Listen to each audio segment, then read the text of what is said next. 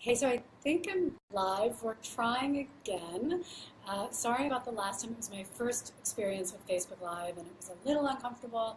I hadn't mastered all the technology, but we're good now. And you figure if I can solve the problem of how we put feet on mugs, I can solve the problem of how I use technology better with Facebook Live. And actually, this one will be we're going to be using this an operational mug because I have a coffee in it, which is going to be keeping me company during our session. So, in any case, I decided to do my first Facebook Live because a lot of you guys were emailing me asking how I got the idea to put feet on mugs. And I can tell you the story. In my 20s, I was a ceramist. I had really fallen in love with clay.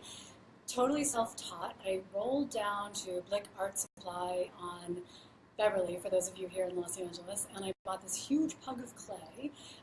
It was heavy. It was 25 pounds. I lugged it up the stairs to my flat and had nothing, no ceramics tools, and but I had like forks, kitchen forks and rolling pins, and I just started playing with it, and it felt so natural and intuitive and just really comfortable, and I was in love. And then I started my journey into ceramics. At the time, I was bartending at night because ceramics wasn't footing the bills. I was bartending at night, and I would come back I had turned my bedroom into this huge ceramic studio. I put a kiln in my living room, taught myself everything that I should need to know, because ceramics are a little bit more complicated than just, say, a sketchbook and some watercolors, and started making things. It was a really incredible time. That studio was this really magical space for me. And as a potter, there isn't, a ceramist out there watching this right now, or a potter out there who hasn't made a bowl or a cup or a mug. Most of us have kitchens full of our own handicrafts, and I don't know how to put my finger on it, but one day I just knew that all these functional items I was making for my kitchen were alive. And so to make them fully alive, I had to give them our attributes. I had to give them arms and feet, and it was magical. I watched them not just be alive in my heart, but come alive in front of me on my drafting table, or on my working table. And it wasn't just the feet. So initially, everybody knows me for putting the feet. Everyone knows me for putting the feet on the mugs. But back in my studio, I would make everything come alive. So everything from a water pitcher would have, the spout of it would be the hand on the hip. The pour part of it would be our lips. Everything just was magical and came to life in the studio. And then,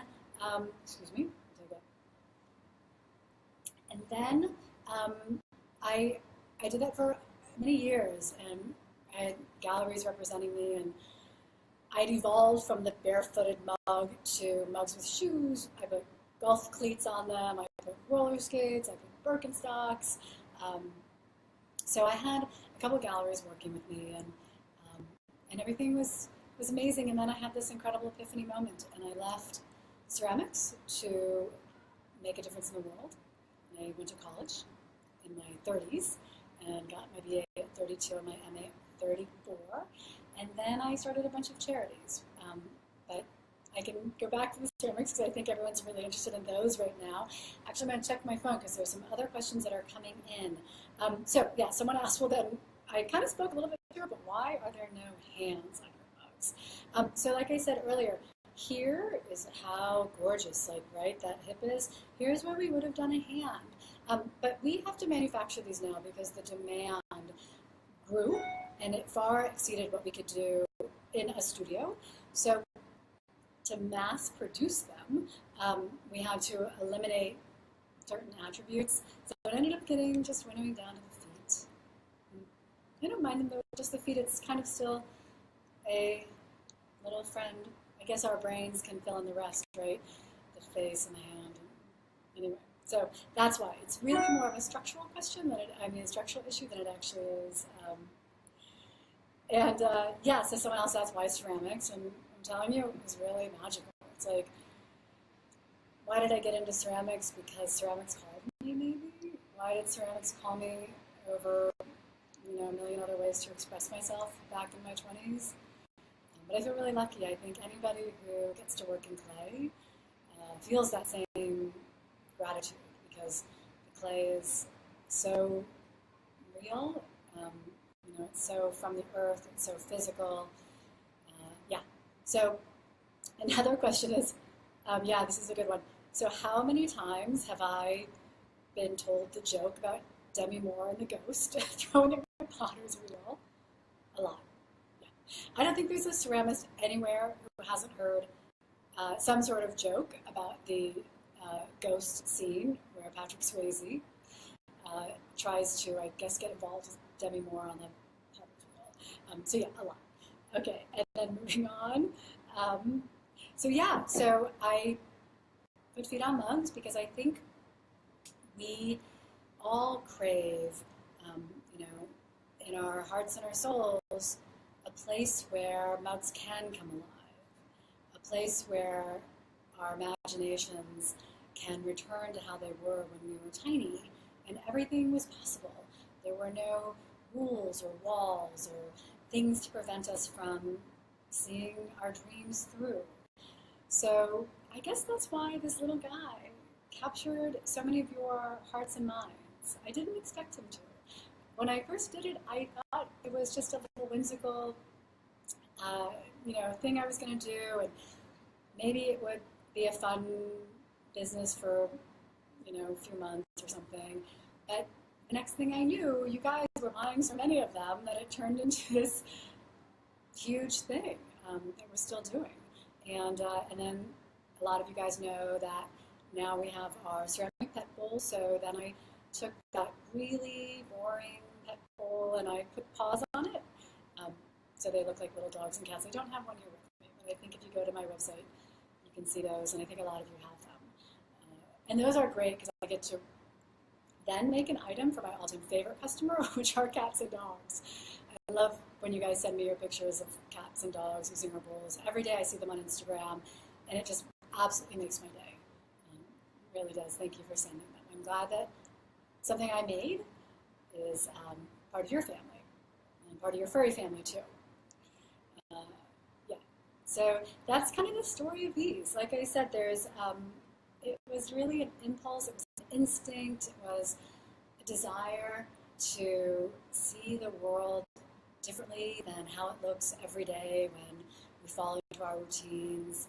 And I hope that these guys are continuing to inspire you, that every morning when you wake up and you have your cereal and a bowl with feet, you think to yourself, yeah, today is different. Today is the day that I'm going to make something happen that seemed impossible, because if my cereal bowl can have feet, then anything is possible.